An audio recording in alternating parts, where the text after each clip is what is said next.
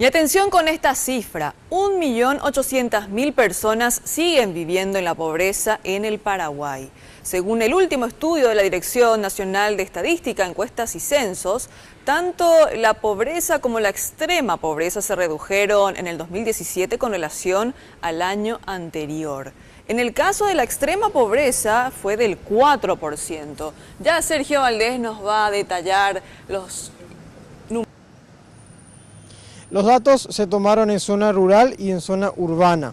Comparando entre el 2016 y el 2017, la pobreza extrema bajó de 5.73 a 4.41%. Eso quiere decir que 301.000 habitantes viven siendo pobres extremos y no les alcanza para cubrir el costo de la canasta básica de consumo, mientras que en la línea de pobreza permanecen 1.809.000 paraguayos y son aquellos cuyos ingresos son insuficientes para cubrir los gastos básicos. En el 2017, una persona en pobreza extrema sobrevivía mensualmente con 256.000 guaraníes en área urbana, en tanto que en la zona rural con 234.000 guaraníes. Según el ministro de Planificación, José Molinas, se dieron algunas condiciones como el acceso a un trabajo seguro para que sus ingresos crezcan en un 15%.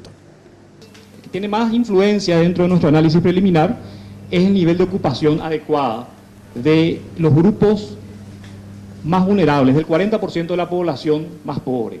Ese es el primer elemento. El segundo elemento, en orden de importancia, son los ingresos de este grupo de población.